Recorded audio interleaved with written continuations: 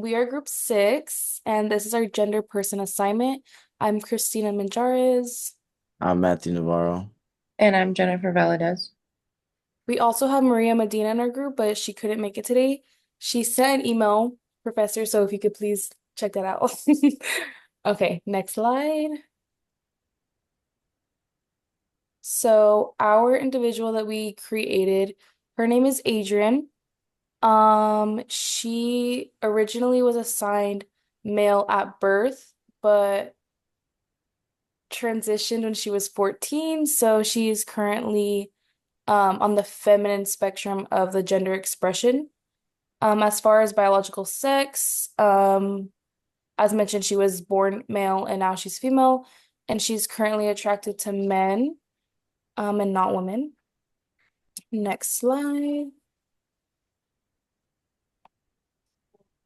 Okay, so hello, I'm Adrian's mom, and there is so much to tell you about her life. At birth, Adrian was assigned as a male. As time went on, her father and I realized a few patterns in her behavior. Today, we have Adrian's childhood best friend that will also be going more into depth about those patterns in the next slides coming. And at the age of 14, she began identifying as a female after years of feeling out of place in her assigned gender. As her mother, I was very confused at first, but at the same time, I understood, and myself and my whole family became very accepting of Adrian. I think raising Adrian in San Francisco contributed to her freedom and comfort in her gender identity. She is currently 24 years old and is a barista at a local coffee shop. My daughter's pronouns are she, her, and I could not be more proud of who she is today. Next slide. Hello, I'm the brother Matt. So growing up with Adrian, I was just like any other boy that would play sports and we'll do our things together. But as she progressed in school, she took more interest of music and acting. She was more of a drama kid. So when I noticed that she decided to do music, I ended up picking it up too with her, and so we got a bond with that together. And as we bonded together with that, we became closer together as a more of a whole family wise. Um, when she ended up and telling me about her whole identity, a transition, at first I was confused, as was mom, but uh, we knew inevitably we were family, so we'd have to be accepting of that, and we would love her no matter what. Um,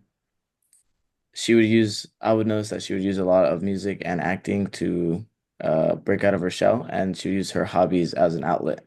So there'll be times where we'll play and make music together. But like I said before, we were very confused at first, but we learned to grow with it and grow with her. And as that continued, she became to be more feeling of being free and being who she is. And ultimately, that's something that we um, cherish at the end and the end game. I'm Jennifer, and I'm Adrian's childhood bestie.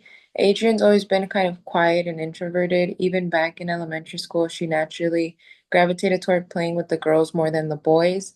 By middle school, she started to feel different from the boys her age and got teased sometimes for being too feminine. That's around the time she started questioning her gender identity. She would watch a lot of LGBTQ plus videos online, and something just clicked. She finally felt like she belonged somewhere. In high school, she came out as transgender to a few close friends and started using she, her pronouns whenever she felt safe enough to do so.